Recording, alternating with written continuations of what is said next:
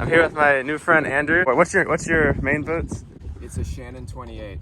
Okay, so pretty much a similar size as my Cape Dory.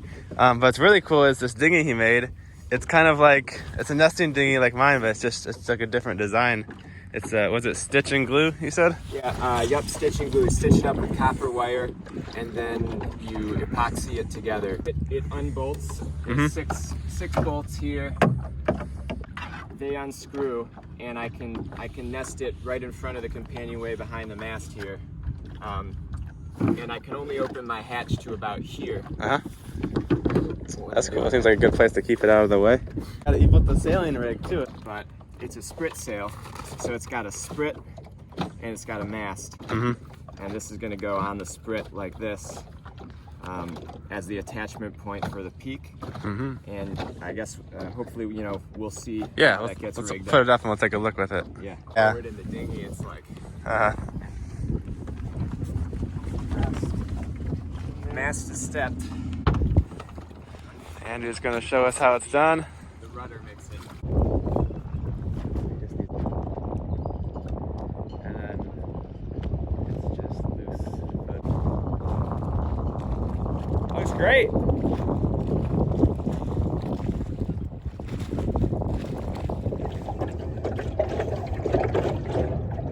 All right, now I'm gonna try out the Chesapeake Lightcraft thingy. All right, we're gonna do a tack.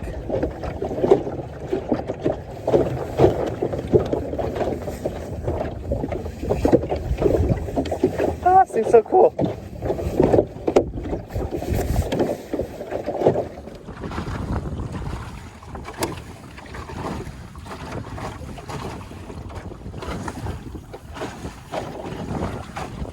I really like this. Looks like I built the sailing rig for my dinghy. Maybe I'll build another one.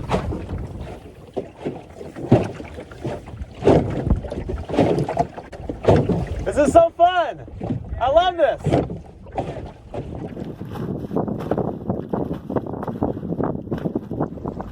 It actually fits two people when you're sailing. Yeah. There's a lot of room in it, but we're kind of pushing it on the weight side with more than two people for sure. You could definitely fit a bunch of stuff in here, like a folding bike or Yeah, a regular bike. I've been thinking about that. Folding bike's nice to have. Nuclear engineer by school. So we're at Captain Jim's. Oh man, they got a lot of stuff here. I just do computer programming.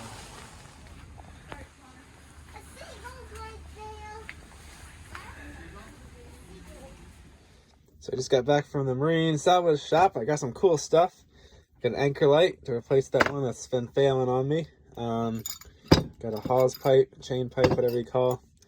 That'll go in place of one of those little vents, and then I can put my chain from my stern anchor in there. I got a pair of really heavy duty chain plates. Those will hang off the back of the boat. And then I can attach my series drogue to that.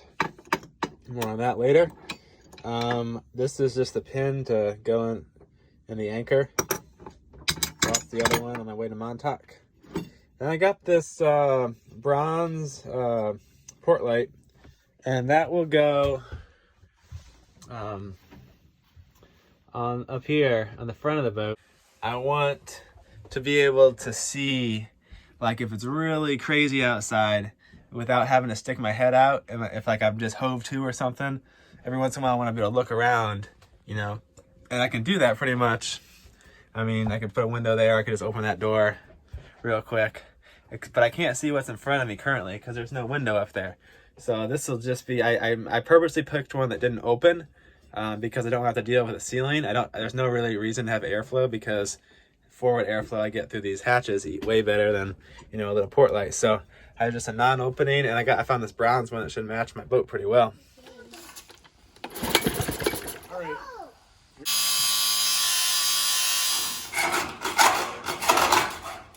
Oh yeah, there we go. We did it. So I've got a licensed maritime engineer.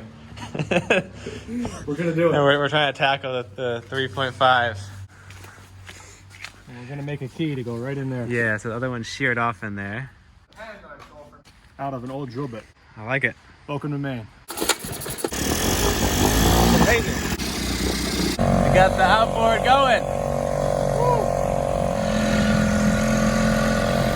So I think this motor's a little bit heavy for the mount, but if you just run it real slow, it seems all right.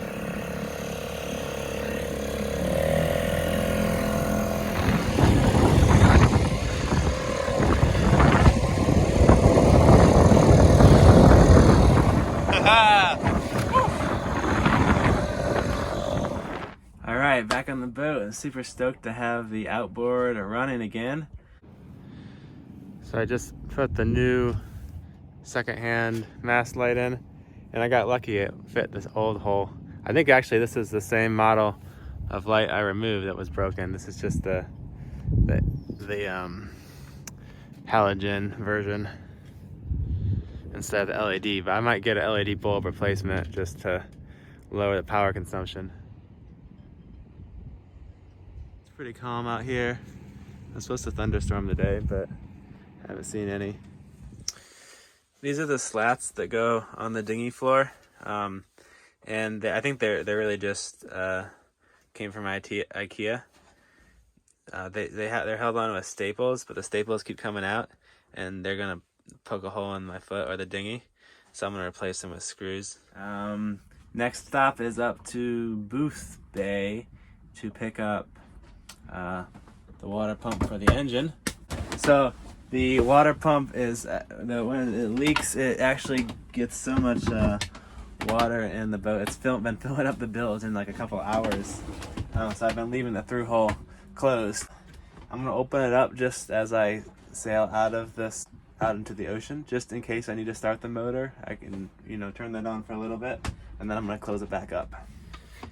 Not planning on using it this passage, and I shouldn't because it's been crazy windy now. I've actually been waiting for the wind to die down a little bit when I leave, so I'm just gonna open up this through hole. I mean the seacock, and that I can see the leaking begins. Once I get out, I'll turn it back on. Looks like I forgot to fold up the dinghy, so I'll roll that guy up. All right, this guy is rolled up. I love how small this thing packs up. It can get even smaller if I take a little bit more time, but I'm kind of in a hurry. Just toss him up to the front here. There we go. I've been trying to pull up my anchor for the last 30 minutes. There's some type of heavy piece of metal wrapped around the chain. We are starting to drift out into the channel. I'm not sure how I'm gonna get this out, but I'll figure it out. So what I'm trying to do is I secured this cage thing with this spare piece of rope, and now I want to ease out my chain and see if I can untangle it. That thing is a mess. Success! Man, I was about 1,000 feet from shore by the time I finally got that free, and then I had to run back here because they're about drifting to the shore. But then I got the jib out real quick, and now we are sailing away. Man, that was my hardest anchor retrieval to date. I never thought I would say my anchor felt light until I came off of it, and it just pulled up so easy. Man, that thing was heavy. I'm pumped. You can see our drifting path as I sorted out the whole ordeal. Luckily, I had a little bit of room, but I really got the anchor clear just in time before we got to our shore.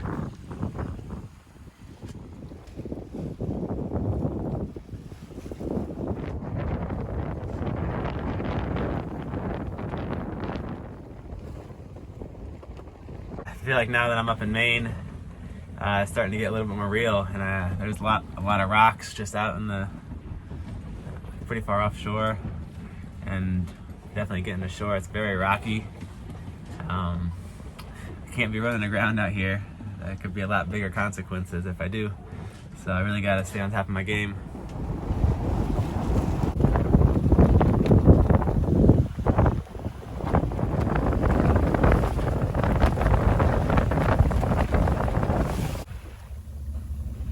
So next morning, things have lightened up a bit. We're about 10 miles away. We drifted a little bit in the night, sailed part of it, drifted part of it. So one came and went. Looks like we'll be getting in a couple hours. Now the wind has shifted a little bit, so we're gonna be tacking our way up in. But it's pretty good sailing that morning. I'm just a couple miles away from Boothbay Harbor. It looks like it's full of moorings, just like most of the places around here.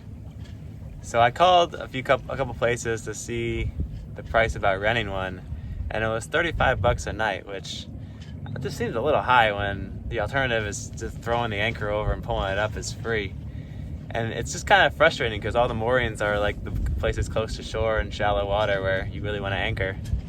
And like you look around and there's like 100 moorings there just completely empty.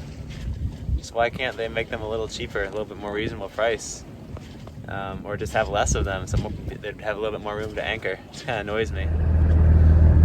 All right, the search begins for a place to anchor.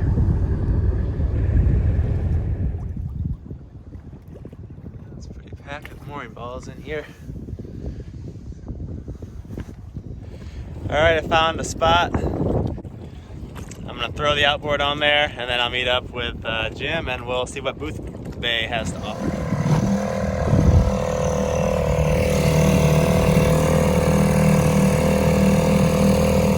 I'm motoring over to the public dock now. About half a mile. You can row this, but a lot quicker with the motor. So I think this is the public dinghy dock. Did a grocery run and I got my first Maine lobster. Restocked them on water and I'm heading back to the boat. All right, so it's always something. Just tried to pull the motor and we are wrapped up good in this fishing line. Man, I'm gonna need a knife, I think, to get that out. So Jim saves the day with multi-tool, and we got all that fishing line off. That was a ton. Look at all that. Man, how was there that much fishing line in the water? But unfortunately, it sheared my little the pin to hold the prop on. So I gotta find a new one of these. So I ended up just rowing the boat back, but I got it back to the boat and I found I had 2 spare shear pins. So let's pop this one back in. What luck. All right, so the water pump, which I've removed, was of course spraying salt water everywhere when it was leaking. And I'm gonna replace that, but it's caused a secondary problem. The throttle cable, this one here, it's called the regulator on a diesel, is I think because it was spraying salt water in here, this guy here has seized up. And so really hoping if I just spray enough WD-40 in there and work this, I can get it moving again. Originally I was thinking the cable itself was the issue, but it's definitely this thing. Otherwise I'm gonna have to open this whole thing up and I think it'll be not so fun, but either way, I'll get to know the motor better. So spray some more WD-40 and to see if I can get that moving a little bit. So I've removed the secondary fuel pump and the stop, and I came up with this little lever arm system with a socket wrench and a screwdriver just to give myself some more mechanical advantage because this thing is so tight, but it's definitely finally starting to work itself a little bit more free with the setup. So I'm just gonna keep spraying WD-40 on here and loosening it up, and then I think we might be back in business. All right, this is pretty encouraging. I finally can move it with just my thumb, and you can feel the spring tension. Before it was just sticking wherever you left it, and now there's a strong spring in there, so tension feeling, so that's pretty encouraging. It's a little sticky right here, but it's actually pretty good. So hopefully it'll stay free. I'm just gonna keep moving it a little bit more and keep spraying some more in there just to get this nice and good. And then this will just pin back in there, and I can control it from the cockpit, and then there's a stopper plate that goes here. I just moved that so I'd have more access. The sink is clogged up. Looks like I could just maybe unscrew this thing and maybe I can just get whatever's out of there. It's really clogged up bad. Took apart the plumbing down here and it looks all like it's all clear. So I think the leak's got to be a some barnacle thing growing in front of the through hole on the outside. So I'm gearing up in the wetsuit. Gonna go down there, fix this clogged drain. Ooh, well, it was cold. I'm not sure why it was clogged. I just stuck a screwdriver in there. There wasn't any resistance, and then everything just shot right out. So solved the problem. Just a little bit cold down there. We got a little bit of a change of pace. I got invited to help deliver this big motor yacht down the coast. So that's what we're doing today. Kind of a good opportunity to see some more spots I wouldn't get to see otherwise. All right, I got this water pump. It's the, let's see, JMP. I think it was about $160. The Yanmar one was gonna cost me like $650. So seems like a pretty good value. Comes with a bracket and a pulley also. That one, Yanmar one didn't. And the impellers and stuff aren't interchangeable, but I can live with that. Tighten up these hose clamps. More than adequate. Next up is the pulley, belt, and then we'll just tighten these guys up.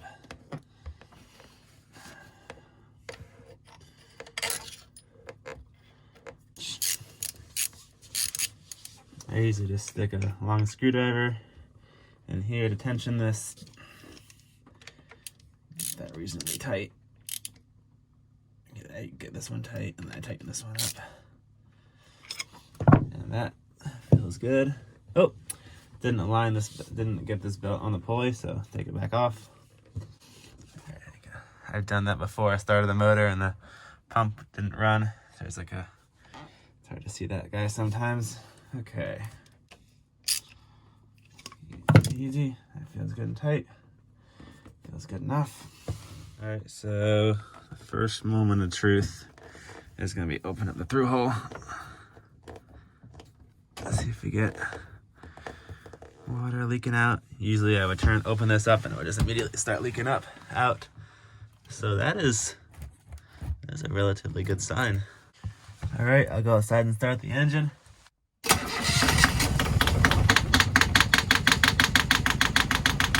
Weird hissing coming out of the alternator. The water pump looks good. Well, it sure feels good to have that project done. That was kind of stressing me out a little bit. I still need to, I think, replace that throttle assembly out in the cockpit, the control.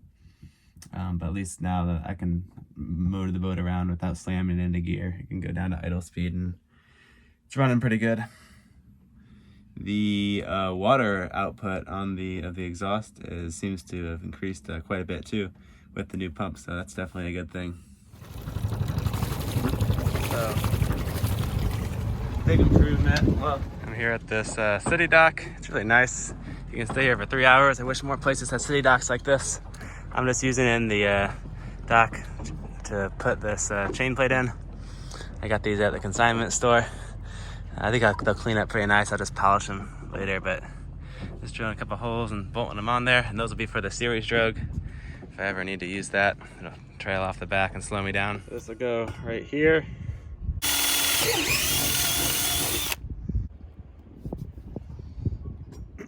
I'll put some sealant around the washers and bolts too, and I'll just bolt them on from the inside. Thanks for watching. Tune in next time and we'll sail up the coast of Maine and find some cool little islands to explore. I'll see you guys then.